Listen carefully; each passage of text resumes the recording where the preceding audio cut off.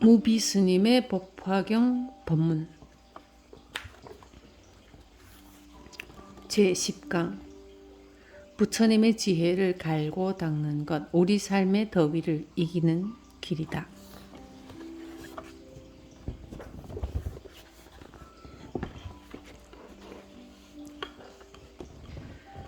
삶의 더위를 이기는 길.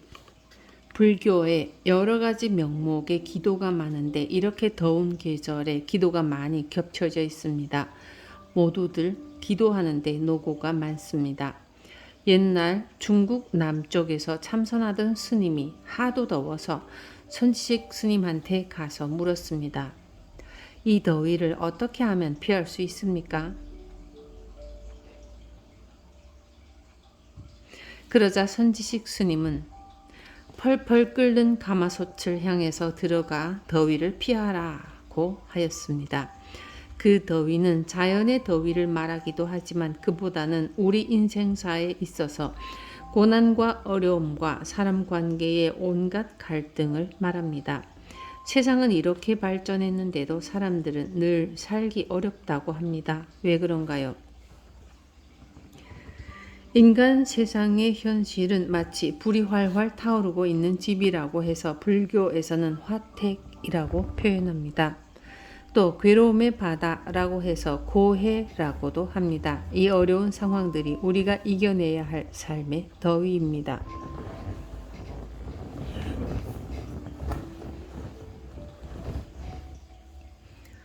무엇으로 이 더위를 이겨내겠습니까? 부처님의 지혜를 갈고 닦고 그를 위해 열심히 참선하고 기도하고 다란이를 외우고 정진하는 것입니다. 현실을 잘 살펴보면 우리가 사는 사바세계는 반고반락의 세계입니다. 어떠한 인생에도 반은 낙이 있고 반은 고통이 있습니다.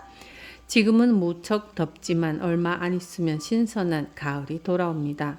또 얼마 안 있으면 춥다고 야단일 것입니다. 모든 현상은 끊임없이 변합니다. 변하기 때문에 사실은 살만합니다. 그 고비만 잘 넘기면 되기 때문입니다. 고통스러울 때 한 생각 제대로 돌이킨 사람은 마음의 문을 활짝 열 수가 있습니다. 즐거울 때는 그렇게 생각을 성숙시키기 어렵습니다. 그래서 고통같이 수행하기 좋은 걸음은 없습니다. 고통은 인간을 철들게 만들고 사람을 사람답게 만듭니다. 뜨거운 여름을 통해서 저렇게 곡식이 무럭무럭 자라고 잘 연글지 않습니까? 고통을 잘 견뎌내고 한 생각 돌려 눈을 뜨면 크게 성숙하고 지혜를 터득합니다. 나아가서 현인이나 성인의 경지에까지 오를 수 있습니다. 성불의 열차를 탔다. 앞에서 사리부리 수기받는 내용을 이야기했습니다. 우리는 그동안 부처님의 차원으로 살지 못했다는 것인데 그 이유가 무엇인지 사리부리 부처님께 방편과 진실에 관한 법을 청합니다. 이때에 부처님께서 사리부리에게 말씀하셨습니다. 내가 먼저 말하지 않았던가? 부처님 세조는 갖가지 인연과 비유와 이야기와 방편으로 법을 설하는 것은 모두 최상의 깨달음을 위한 것이라고 말하지 않았느냐? 불교에서 모든 가르침의 최종 목표는 최상의 깨달음을 얻는 것입니다. 물론 불교에 처음 입문할 때는 이런저런 각자의 사연으로 부처님께 귀의합니다.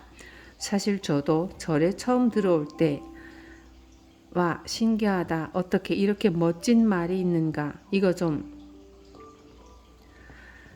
더 하고 싶다 해서 들어온 것이지 성불하려고 들어온 것이 아닙니다.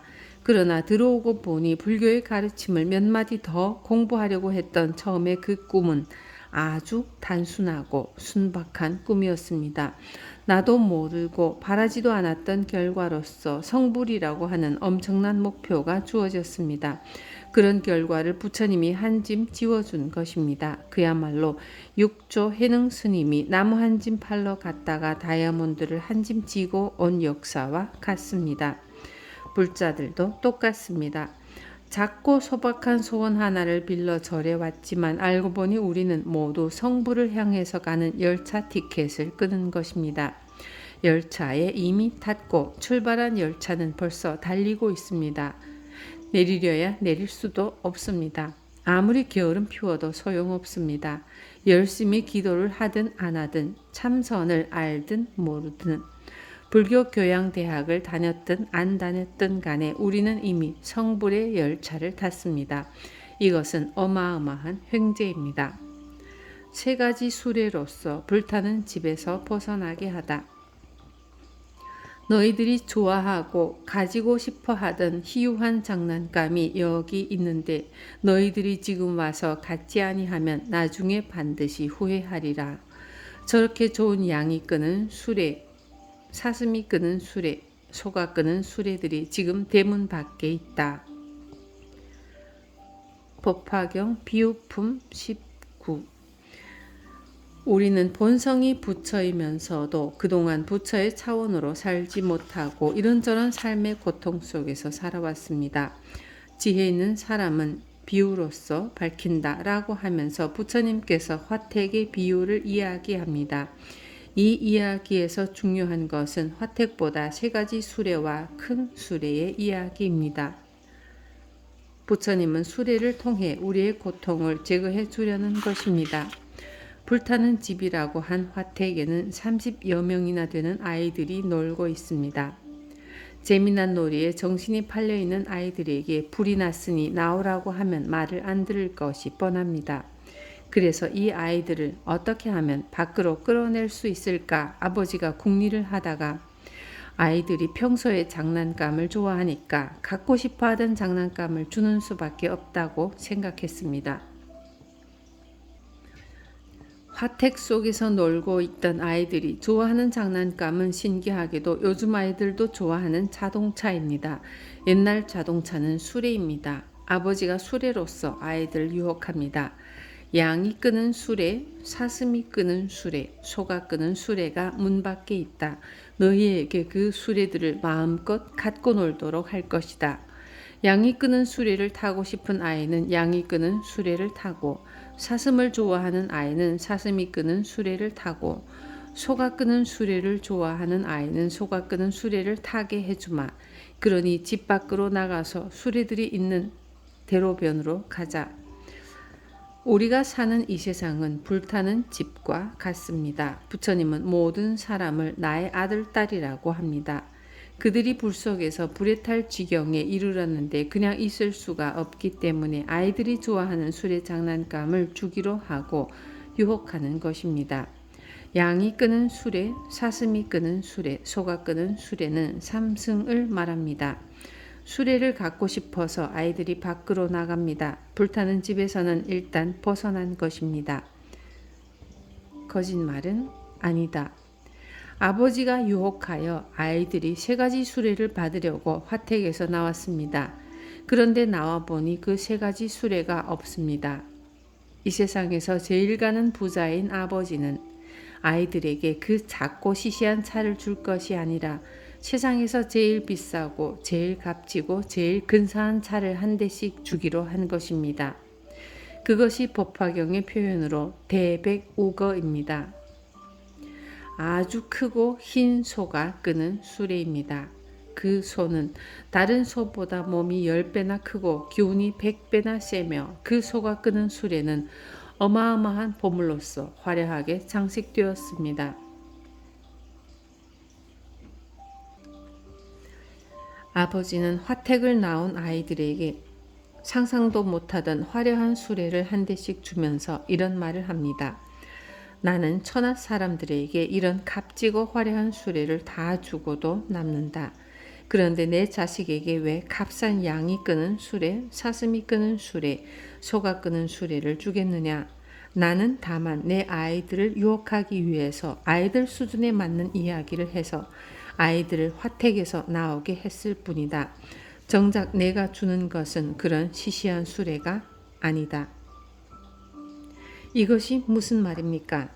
그 아버지는 아이들을 유혹해낼 때에는 아이들 수준에 맞는 아이들이 좋아하는 시시한 수레를 준다고 해놓고 정작 아이들이 화택에서 나오고 나서는 상상도 못할 매우 크고 화려하고 값진 수레를 줍니다. 이것은 전부 우리에게 해당되는 말입니다. 부처님이 사리불에게 물었습니다. 내가 처음에 주겠다고 한 수레하고 내가 지금 준 수레는 다르다. 이것은 따지고 보면 거짓말이 아니냐. 아무리 더 좋은 걸 줬더라도 거짓말은 거짓말이다. 이것을 보고 내가 거짓말을 했다, 허망한 말을 했다고 할 것인가. 그러자 사리불이 펄쩍 뜁니다. 그럴 리가 있습니까? 그럴 리가 있습니까? 아이들을 불타는 집에서 꺼낸 것만으로도 결코 거짓말이 아닙니다. 부처님은 거짓말을 한 것이 아닙니다. 3가지 수레를 안 줘도 좋습니다. 수레를 안 주어도 거짓말은 아닙니다. 아이들을 불타는 집에서 밖으로 꺼냈기 때문에 그것만으로도 아주 큰 소득입니다. 그런데 어마어마한 수레를 하나씩 더 줬는데 어찌 그것이 허망한 말이겠습니까? 사리불이 펄쩍 뛰면서 부처님께 아니라고 말합니다. 이미 약속한 3가지 수레 대신 크고 좋은 수레를 주었지만 부처님으로서는 그것을 받는 사람에게 한번 확인을 받아야 하기 때문에 사리불에게 그 말을 한 것입니다. 그러한 내용이 여기 그대로 적혀 있습니다. 일불승. 부처님은 아예 존재하지도 않는 3가지 수레를 주겠다고 유혹해서 아이들을 화택에서 나오게 하고 결국은 그보다 1000배 만배 화려한 진짜 수레를 줬기 때문에 결코 거짓말을 한 것이 아니라는 사실을 서로 확인하는 내용이 나왔습니다. 이것이 3계 화택의 비유입니다. 아이들은 이제 불타는 집에서도 나왔습니다. 사실 불타는 집에서 나오는 것은 별 문제가 아닙니다. 법화경에서 중요하게 여기는 것은 있지도 않은 3가지 수레와 정작 최후에 가서 부처님이 주는 아주 화려하고 값진 수레의 이야기입니다. 화려하고 값진 수레라고 하는 것은 일불승을 말합니다. 3가지 수레라고 하는 것은 3승인 성문, 연각, 보살을 말합니다. 불교 공부를 하고 불교를 믿는 사람이라면 3승과 1승의 관계 정도는 환하게 꿰뚫고 있어야 합니다. 다시 개성으로 밝히다. 불자인 우리들은 불교 교리가 전반적으로 어떻게 갖추어져 있는지 알아야 합니다. 그러나 지금 당장 급한 것은 내가 가진 현재의 작은 소원을 성취하는 일이기도 합니다. 그것은 아무도 못 말리는 일이고 부처님도 인정해 주는 일입니다. 그런 우리를 전부 안고 가기 위해서 부처님은 방편과 비유를 써서 3계의 화택에서 탈출시킵니다. 그러나 궁극적으로 우리가 가야 할 길은 부처님의 삶이라는 것을 부처님은 우리에게 알려줍니다. 이것을 다시 개성으로 장황하게 부연하는데 놓치기 아까운 내용들이 나옵니다. 법화경에서 공부할 거리가 많기 때문에 그 내용들을 대부분 생략하는데 예를 들어 이런 구절들입니다. 부처님께서 이 뜻을 거듭하려고 개성으로 말씀하셨습니다. 비유컨대 어떤 장자가 큰 저택을 가졌는데 그 집이 오래되어 낡고 또 퇴락하였느니라. 법화경 비유품 28. 그 낡은 집에는 500여 명이나 되는 식구들이 살고 있습니다. 식구들만 사는 것이 아니라 온갖 동물과 독한 벌레들이 살고 있습니다. 소리개와 올빼미, 부엉이, 독수리, 까마귀, 까치, 비둘기와 뻐꾸기며 뱀과 독사, 살무사, 전갈, 지네, 그리고 도마뱀, 노래기와 생쥐와 쪽제비와 살쾡이와 여러가지 쥐들이며 이러한 독한 벌레들이 뒤섞여 달아나고 뛰어다니며 있었느니라. 요즘 우리가 사는 세상은 눈만 뜨면 온갖 비리와 부정부패의 뉴스입니다. 그런 것을 그 옛날에 법화경에서는 이렇게 표현했습니다. 경전에서 왜 죄도 없는 구렁이, 독수리, 까마귀를 이야기했겠습니까? 부처님은 자비스럽고 좋은 마음으로만 중생들을 위하는 것 같지만 때로 이렇게 무서운 비유를 들기도 합니다. 이곳저곳 간 곳마다 도깨비, 망냥귀와 야차들과 악한 귀신들이 송장을 씹어먹고 악독한 벌레들과 사나운 짐승들이 알을 까고 새끼쳐서 몸에 품고 기르는데 야차들이 몰려와서 앞다퉈가며 잡아먹느니라. 먹고 나서 배부르면 나쁜 마음은 더욱 치성하여 싸우고 짖는 소리 무섭기가 한이 없네. 여기 악독한 벌레들은 전부 사람들이 살아가는 모습을 이야기하는 것입니다. 각 분야에 별별 사기꾼이 많습니다. 야차, 나차를 본 적이 없지만 신문만 펼치면 수천 야차, 나찰이 등장합니다. 뉴스만 틀어도 야차와 나찰, 살쾡이, 독수리, 까치, 까마귀와 같은 것들이 버글버글합니다. 그런 것들은 높은 자리에 올라갈수록 더 많습니다. 뉴스에는 무슨 대가성이라는 말도 나옵니다. 부모가 자식을 키우는데도 대가를 보고 키우는데 모르는 사람에게 수천만 원, 수억 원을 주면서 대가성 없다는 것은 말도 아닌 소리입니다. 그런데 대가성이 없다고 판단하는 판검사들은 대가를 얼마나 받았기에 그런 판단을 하는가요? 우리 불자들은 그런 것들도 명확하게 꿰뚫고 있어야 하고 좀 바른 소리를 해야 합니다. 그걸 법화경에서 올빼미, 부엉이, 독수리, 까마귀, 까치, 비둘기, 뻐꾸기, 도마뱀, 노리개, 생쥐, 쪽제비, 살쾡이라고 표현했습니다. 온갖 야차, 나찰, 귀신, 도깨비가 전부 그 이야기입니다. 부처님께서는 그것을 환히 꿰뚫어 보시고 세상이 이래서는 안 되겠다고 하신 것입니다. 화택의 비유는 인간의 불행한 면을 드러냅니다. 부처님도 말씀하시고 싶지 않았겠지만 인간에게는 분명히 그런 면이 있기 때문에 그것을 직시하는 것입니다. 그리하여 다른 차원으로 눈을 돌리면 이 불행이 하나의 밑거름이 될 것이라는 것을 법화경은 가르치고 있습니다. 그 다른 차원이란 결국 인간의 참다운 불성, 인간이 본래 가지고 있는 고귀한 가치에 초점을 맞추자는 것입니다. 이것이 일불승입니다. 눈을 돌려 스스로의 가치를 알아보자. 화택을 낳은 아이들에게 아버지는 어마어마한 큰 수레를 하나씩 주었습니다. 정말 수레를 주었다는 이야기가 아닙니다. 우리 모두의 가슴 속에는 매우 화려하고 값으로 매길 수 없는 엄청난 가치의 수레가 이미 있다는 이야기입니다. 그것이 일불승입니다. 그 사실을 깊게 관찰하고 거기에 만족하십시오. 거기에 눈을 뜨고 그걸 가지고 인생을 한껏 누리고 사십시오. 그리고 사기 좀 치지 마라. 남의 것 도둑질 좀 하지 마라. 어린아이들 유괴하는 짓 좀 하지 마라. 남을 그렇게 억울하게 만들고 남을 불행하게 만들지 마라. 다 돈 때문에 하는 것 아니겠는가? 너의 가슴 속에 그런 엄청난 보물이 있는데 왜 그것은 생각하지 않고 바깥에 있는 작은 이익을 탐하느냐?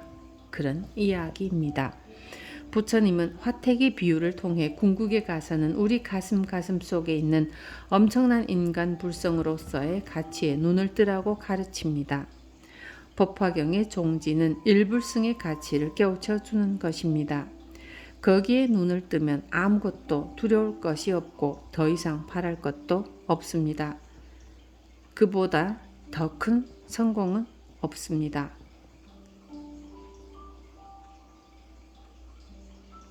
세계 200여 나라의 대통령을 혼자 차지하는 것보다 더 훌륭한 길이 거기에 있습니다. 특별히 그 사람이 착해서 일불승을 가지는 것이 아니라 우리 모두의 가슴에는 누구라도 부처님이 내리신 엄청난 수레가 있는 것입니다. 우리가 인간이기 때문에 인간인 우리에게는 인간으로서의 존귀성이 있습니다. 그것을 부처라 합니다. 그 내용을 알면 사람이 부처님이다 라는 말이 안 나올 수가 없습니다. 불교에서만이라도 이러한 내용에 우리 불자들이 눈을 뜨고 이해가 깊어져야 합니다. 그것이 한 방울의 물, 두 방울의 물, 맑은 물이 되어 차츰차츰 번져서 세상을 다 맑게 할 수 있지 않을까요? 법화경을 경전의 왕이라고 한 이유가 바로 거기에 있습니다. 불교가 이와 같이 위대한 가르침입니다. 불교와 인연을 맺은 여러분들이라도 깊이 이해해서 이 일불승 사상이 더 널리 보급되고 사람들이 자기의 진정한 보물에 눈을 뜨면 세상이 좀 달라질 수 있지 않을까 하는 생각을 해봅니다.